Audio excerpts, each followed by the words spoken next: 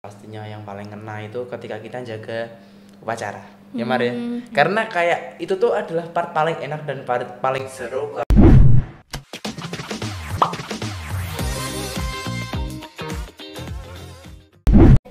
Halo semuanya, selamat datang kembali di podcast Ngobrol Gayeng PMI Jateng. Aku Anissa sebagai sahabat perbincangan kita kali ini. Teman-teman tahu nggak sih, kita punya topik yang istimewa nih hari ini, yang pastinya akan menambah wawasan dan pengetahuan kita semua. Sesuai dengan tema kita hari ini, kita akan membahas mengenai PMR tidak hanya mengobati luka. Wah, pastinya penasaran kan dengan pembahasan kali ini? Sebelum itu, kita punya narasumber yang istimewa juga nih hari ini, ada Kak Mariska dan Kak Rino. Halo. Kak Mariska dan Kak Rino gimana nih kabarnya? Alhamdulillah baik. Alhamdulillah. Sebelum kita terjun ke pembahasan kali ini, aku mau tanya nih, menurut Kak Mariska dan Kak Rino, definisi dari PMR itu apa sih? Ya, PMR itu adalah sebuah organisasi di lingkup sekolah yang mengajarkan dan membentuk anak-anak bagaimana mereka itu berperilaku atau mereka itu dapat gimana ya istilahnya tuh kayak ya dididik gitu loh secara mental dan fisik bahwa mereka itu harus mempunyai jiwa kemanusiaan yang baik sesuai dengan prinsip dasar pertama kemanusiaan. Kalau menurut aku PMR itu tentang pembelajaran mengenai cara menolong sesama dan memberikan pengetahuan mengenai bidang kesehatan, kurang lebih seperti itu. Oke. Dengar-dengar juga Kak Rino itu duta kemanusiaan, terus pernah menjabat juga menjadi ketua divisi pendidikan remaja sebaya di MAN 1 Semarang, terus ada anggota Forpis, Forum Remaja Palang Merah Indonesia di Kota Semarang. Boleh dijelasin Forpis itu apa sih? Jadi ya Forpis itu juga sama seperti PMR, cuma ini lingkupnya tuh lebih besar karena apa? Karena anggota di Forpis ini diambil dari perwakilan seluruh sekolah di kota tertentu. Misalnya kalau Forpis Semarang ya berarti sekolah-sekolah di kota Semarang itu mereka mengirimkan perwakilannya yang akan nantinya menjadi anggota Forpis atau bahkan pengurusnya. Dan aku juga pengurus Forpis. Oh, baik. Terus kalau Kak Mariska sendiri juga pernah menjadi anggota Forpis apa sekarang juga masih? Sekarang udah purna ya. Udah purna, kita udah purna. Udah. Kita satu angkatan ya Mar ya. Iya.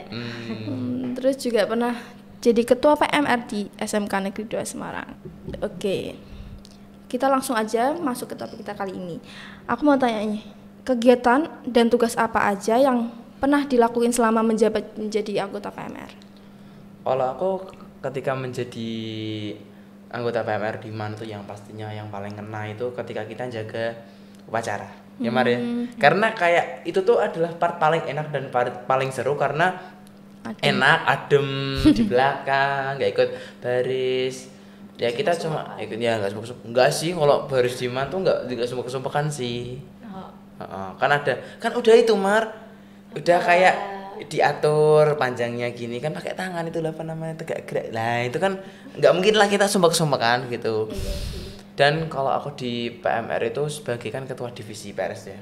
Kemarin itu pas ada lomba mau lomba apa ya? Ada lomba. Oh iya. VID. Jadi itu VID itu kayak lomba antar anggota yang nantinya tuh pemenang VID dari tiap divisi itu akan dipilih untuk maju ke lomba di tingkat kota maupun provinsi di luar MAN 1 Kota Semarang. Nah, kemarin aku juga sempat melatih yang di bidangku sendiri sih, PRS gitu. Ya udah, ya kan PMR di MAN itu sebenarnya juga nggak terlalu penting sih, penting iya, tapi gimana ya, soalnya kita di MAN tuh punya klinik, yang kliniknya itu tuh ada 1 dokter dan 3 suster, jadi itu langsung ditangani. dari siswa-siswinya MAN sendiri atau ambil dari luar? Enggak, ambil dari luar, jadi itu adalah dokter dan suster yang sudah disumpah jabatan ya memang berprofesi sebagai dokter dan suster gitu. Baik, kalau Kak Mariska? Sama kayak yang dibilang sama Rino, yang enak jadi PMR itu ya waktu jaga waktu pacaran. Tapi ada gak enaknya juga karena kan mesti ada yang banyak pingsan. Iya. Terus ya kalau nggak pingsan ya mungkin ada yang mungkin pagi-pagi ada yang udah kecelakaan kan kita kurang tahu kan. Masuk mar. Iya kadang seringnya sih itu ada yang jatuh jadi berangkat sekolah jatuh terus luka gitu. Jadi dia waktu pacaran langsung mandiri lah gitu aja ke UKS. Jadi kita tinggal nanganin aja. Dan kadang tuh di UKS di SMK 2 itu ya walaupun nggak ada guru maksudnya nggak ada dokter ataupun suster gitu, tapi ada guru yang membantu kita buat kayak cuma ngasih obat-obatan aja lah. Jadi yang atur ya kita sebagai PMR gitu kurang lebihnya. Suka nggak masuk ke dunia PMR itu? Suka sih. Tapi dulu aku pas masuk itu sebenarnya bukan dari keinginanku sendiri. Aku tuh dulu masuk ke PMR tuh niat awal cuma pingin dapat bed yang di OSIS sama dipaksa sama temanku. Ya pastiku sendiri sebenarnya. Bayangin.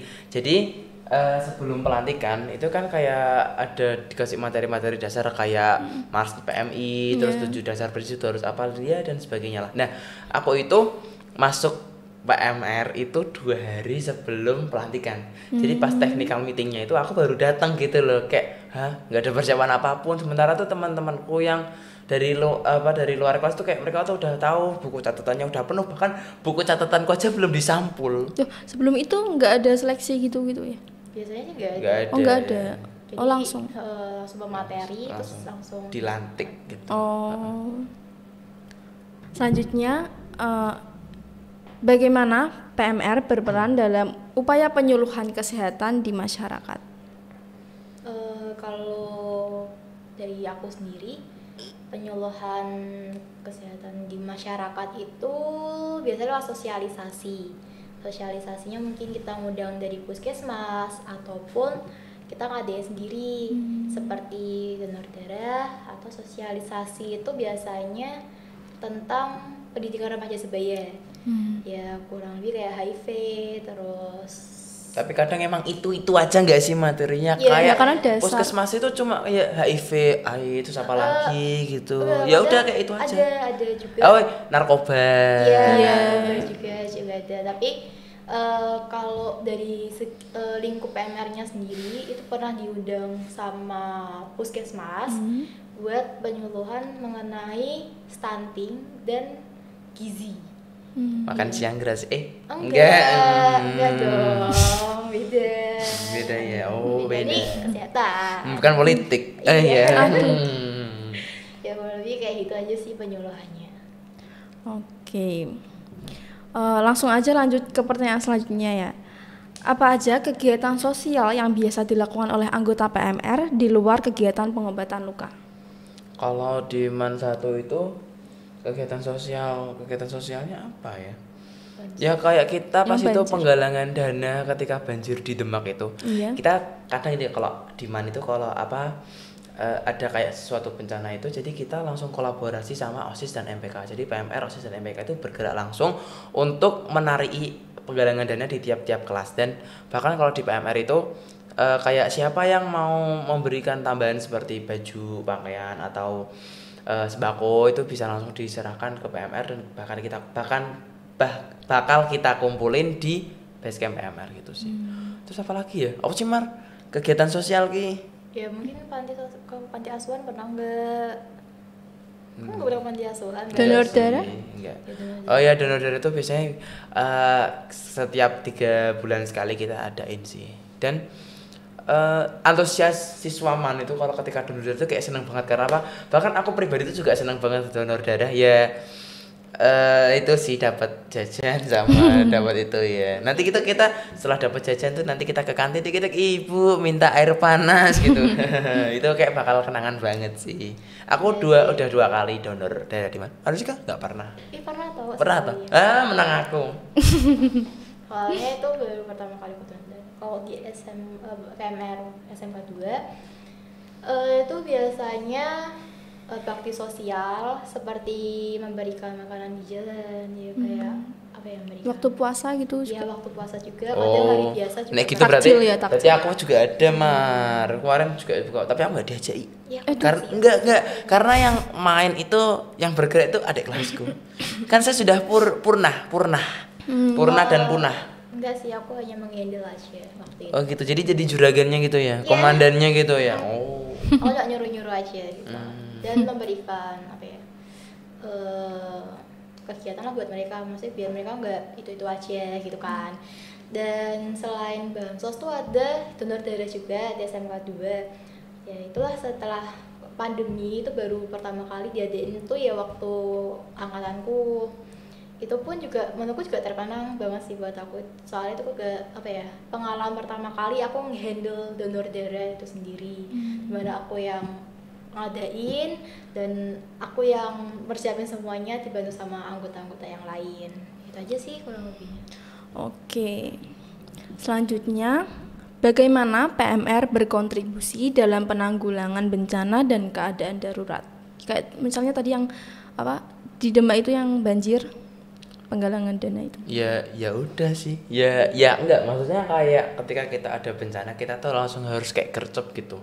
Apa yang harus kita lakukan, karena kita sebagai kayak garda terdepan ya, bukan garda. Wow. Maksudnya kayak ya PMI kan ya memang mesti ketika ada bencana itu kayak sudah siap-siap ataupun waspada, kayak walaupun ya pas kemarin itu juga libur mudik itu kan juga kita PMI sendiri kan mengadakan kayak posko-posko di untuk bagi pengendara yang capek, kelelahan ataupun sakit. Ya kita sebagai PMR di lingkup sekolah pun ya kita membantu seperti itu. Oh ya, bahkan ketika ada siswa atau siswiman satu kota Semarang yang terkena bencana seperti banjir ataupun pernah ada rumahnya kebakaran gitu, kita langsung gercep tadi dengan kolaborasi OSIS dan MPK kita memberikan bantuan tersebut. Kalau SMK 2 juga hampir sama sih kayak gitu, memberikan, kebanyakan sih kayak emang gitu ya, Menggalang dana sih. Apalagi emang nggak mungkin lah uang pribadimu Mariska mau store berapa gitu, minimalnya 1 juta gitu kan, nggak mungkin ya. Niat baik dari seorang, kita juga kurang tahu. Ya itu kan hitungannya dari penggalangan dana yang mau ngasih berapa sembarang kan. Ya gitu. Aku kalau pribadi kurang suka sama penggalangan dana. Kurang lihat yang kayak ada yang memberikan baju bekas untuk kayak banjir itu, kurang tahu gitu. Soalnya kebetulan waktu banjir di Demak itu kan aku sudah purna, jadi yang menghandle adalah adik tingkatku yang di bawah itu. Udah sih, itu aja kayaknya. Oke. Selanjutnya, apa aja nilai-nilai atau keterampilan yang dapat dipelajari melalui keanggotaan dalam PMR selain keterampilan medis? Banyak sih. Pertama tuh mesti ya kemanusiaan ya, rasa peka dan rasa kayak kasihan gitu. Ketika kita kayak ngelihat orang misalnya kayak kecelakaan, walaupun itu bukan di lingkup sekolah, kita harus kayak peka, ada daya tarik, kita tuh harus menolong, kita tuh punya kewajiban menolong ini karena kita sudah tahu. Dan bahkan ya dalam ajaran agama dan sosial pun udah diajarkan bahwa kita harus tetap menolong sesama gitu kan. Tapi kalau prinsipku itu kita tidak hanya menolong manusia, kita harus tetap menolong kayak sekitarnya seperti hewan dan tumbuhan, seperti tema Duta Kemanusiaan tahun ini yaitu Humanity for Green Life. Kita harus tetap menjaga bumi dan sekitarnya karena memang kita tuh tinggal di sini, jadi kita yang harus tetap menjaganya gitu loh. Bagaimana agar bumi ini tetap asri, terus kita tetap nyaman untuk tempat ya. Emang tempat tinggal di sini, mau tinggal di mana lagi? Iya kan, ada kayak misalnya Jakarta kan banyak polusinya. Makanya pindah ke IKN gitu ya. Kan tahu gitu. Terus kalau di SMK maaf. Oh ya, kalau dari PMR bagi aku sendiri itu mungkin perawatan keluarga sama bersosialisasi. Aku sebenarnya introvert, tapi bohong banget. Beneran, kami kalau misalnya udah punya teman yang sefrekuensi yang contohnya aku ya Mar. Enggak ya udah. Cukup tahu Mar. Oke, sampai sini aja. Enggak dong. Kalau dari itu sosialisasi sama public speaking. Oh iya, bentar. Kan aku ini juga dari divisi pendidikan remaja Sebaya. Jadi tuh di divisi itu kita diajari bagaimana kita tuh berinteraksi atau memberikan penyuluhan kepada orang, public speakingnya tuh yang baik itu bagaimana. Karena memang seberharga itu kayak ya public speaking tadi. Nggak anggar cuma tinggal ngomong, tapi emang ternyata tuh ngomong di depan orang tuh nggak sesulit itu gitu loh. Ya walaupun harus kayak siap persiapan. Kalau aku tuh modelnya gini pakai kertas gitu, ya diapalin gitu dikit. Tapi nggak tak tulis semua gitu. Yang penting kan intinya aku habis ngomong ini bakal ngomong ini. Jadi ada tambahannya gitu loh. Jadi udah ada persiapan. Udah ada persiapannya. Kalau aku public speakingnya tuh karena ini kan aku berperan sebagai ketua. Masya Allah. Iya, tadinya kan aku bener-bener kayak gak berharap jadi ketua, cuman mungkin aku dapat divisi ini.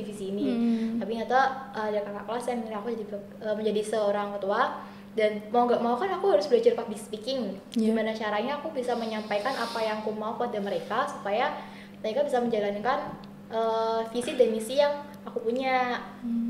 Jadi makanya disitulah aku belajar public speaking, dan kebetulan juga kan aku ngambil di SMK 2 tuh jurusan perkantoran, di mana seorang sekretaris harus bisa public speaking gitu.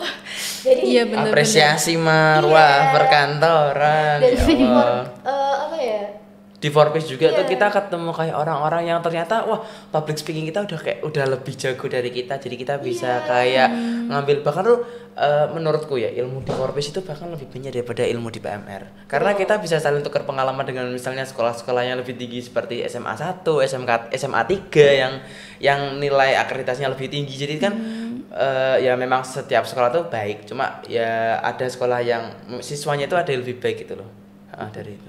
Jadi ilmunya ada gitu. Menambah ilmu dan pengalaman juga. Pengalaman juga bahkan nambah teman gitu. Ternyata seru tuh nanti kalau udah sefrekuensi buat grup. Tapi kamu nggak ikut grupku sih. Iya kan beda. Aduh, circle-circlean. Aduh. Ada. Jadi dalam satu organisasi mesti ada yang namanya circle. Tapi yang penting positif aja sih. Iya, nggak toksik gitu ya. Dan menurutku juga dengan adanya PMR, ya nggak cuma PMR aja sih, menurutku semua ekstra juga memiliki nilai-nilai tersendiri gitu. Tapi kalau buat aku itu kenapa aku ikut PMR itu ya supaya bisa menjalin relasi kayak dari organisasi Forbes itu atau dari PMR kayak Masuk Mar. Iya. Oh gitu ya. Karena sekretaris itu juga harus membangun relasi. Iya sekretaris. Iya, aku bendara kok Mar di kelas tapi. Jangan nanya. Ya udah menyampaikan. Ya udah. Lanjut. Oke.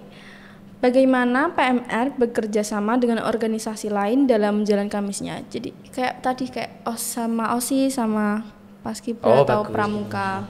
Dulu di MAN 1 itu kan ada ekstra pramuka. Jadi ekstra pramuka ini kan wajib untuk kelas 10. Nah, ketika pramuka ini akan mengadakan pelantikan atau penerimaan anggota baru yaitu kelas 10, kita itu diundang anggota PMR, aku salah satunya dari 4 orang temanku itu, kita diundang untuk menjaga.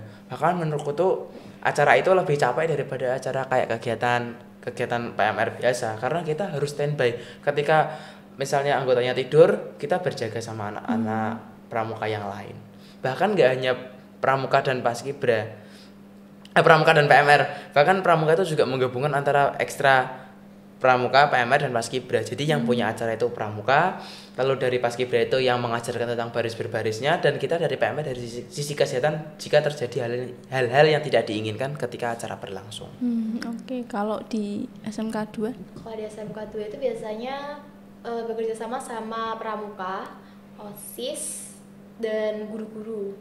Kayak kalau di pramuka itu ada yang namanya materi mengenai PMR. Ya aku kurang tahu materinya gimana, cuman mereka kadang memberikan kayak sosialisasi mengenai PMR kayak itu gimana. Dan kebetulan adik tingkatku itu emang pengen bekerja sama pramuka, dimana nanti PMR bisa memberikan materi mengenai PP atau pendidikan remaja sebaya ataupun mengenai perawatan keluarga gitu. Terus kalau buat OSIS ya mungkin kayak penggalangan dana ataupun bisa menjadi panitia di event ketika event kesehatan. Terus kalau guru-guru itu biasanya minta tolong ke PMR buat kemarin ada kegiatan apa namanya sorry saya sekolah kegiatan piye pelan kegiatan yang piye baris itu ya apa sih namanya aku lupa itu baris oh ya sama tentara itu ya peraturan baris berbaris yang punyanya Paskibra itu susah banget Mar nyebutnya Mar ada apa di Paskibra Mar aduh ya Allah Mariska dan sih kurang lebih 3 itu aja. Oke, terima kasih untuk Kak Mariska dan Kak Rino yang udah menyempatkan waktunya datang ke podcast ini dan menjawab pertanyaan-pertanyaan dari aku juga. Wah, pengalaman yang diceritakan benar-benar menginspirasi dan memotivasi kita semua ya teman-teman. Sekian untuk podcast kali ini, semoga apa yang disampaikan bisa bermanfaat untuk kita semua. Amin. Sampai jumpa. Bye.